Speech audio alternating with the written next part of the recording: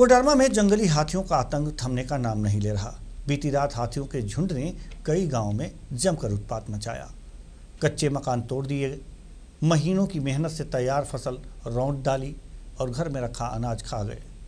दहशत ऐसी कि परिवारों को रात के अंधेरे में जान बचाकर भागना पड़ा।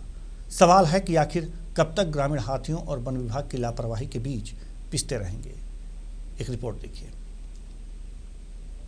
हाथियों ने उजाड़ा गरीब परिवार का आशियाना। एक रात में बिखर गई जिंदगी की पूंजी। हाथियों के डर से भागा पूरा परिवार। कच्चे घर पर टूटा हाथियों का कहर।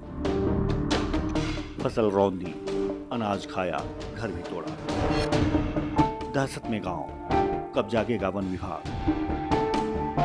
हर रात मौत के साए में ग्रामीण। नौलसाही थाना क्षेत्र के पोलवावर में हाथियों के झुंड ने श्रीलाल टूडू का कच्चा घर तोड़ दिया।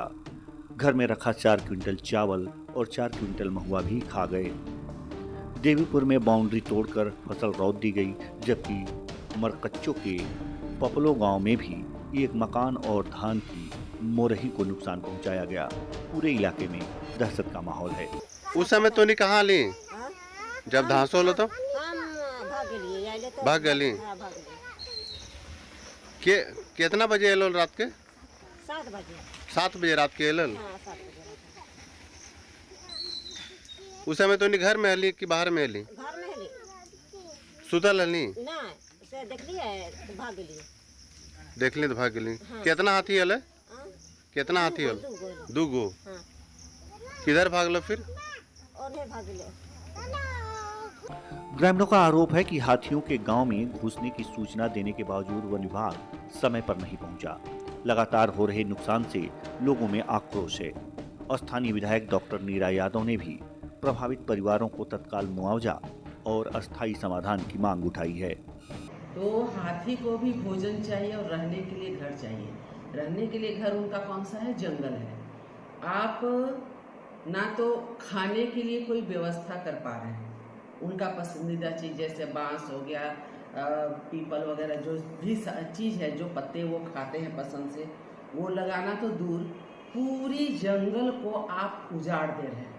अवैध उत्खनन की बात हो, लोगों को ला के बसाने की बात हो, या किसी न किसी रूप में पूरे जंगल को आप नष्ट कर दे रहे हैं। हमने इस बात को विधानसभा के सदन में भी रखने का काम किया, नाम के साथ हमने देने का काम किया। तो आखिर हाथी जाएंगे कहाँ? आज स्थिति ऐसी हो गई है कि आज मरकच्चों के पपलो जंगल में बोलिए, गझंडी में बोलिए, आप बगल में तेतरिया डीजू डोमचांच का रिहायशी इलाका है, टोलटैक्स है, वहाँ पर बोलिए। मतलब ये इतने शहरी इलाकों में अब आने लगे हैं इसलिए कि वो भोजन की तलाश कर रहे हैं। और आने वाले दिन में हर दिन आप सुनेंगे हाथी से एक महिला की मौत हो गई, हाथी से एक युवक की मौत हो गई।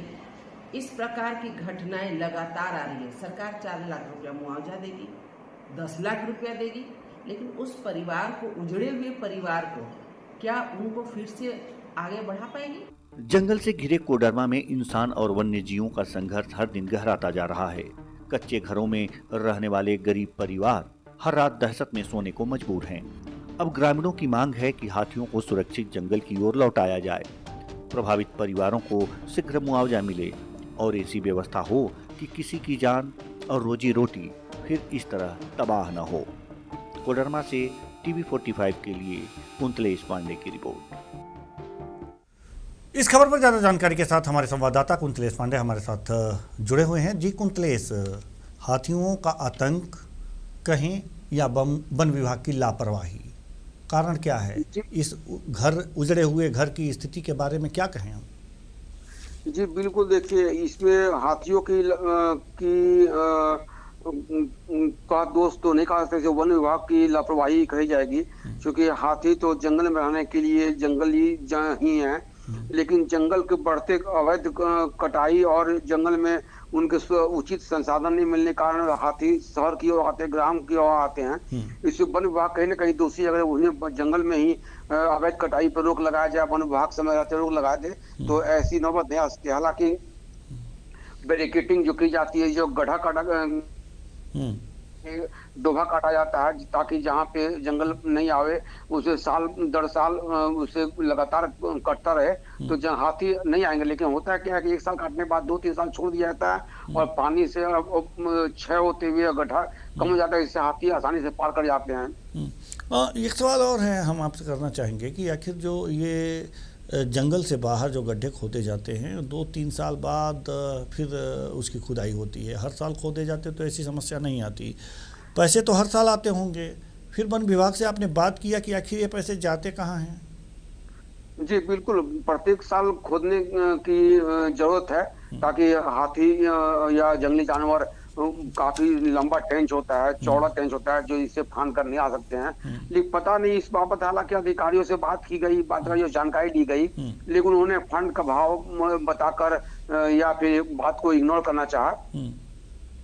ही कुछ समाजसेवियों ने भी कहा कि इसमें लोग रात को सोए हुए हैं, कच्चा मकान है जंगली ग्रामीण क्षेत्रों में, तो हाथी उस ओर घर में रखे चावल की गंध और महुआ गंध से भी आकर्षित होते हैं।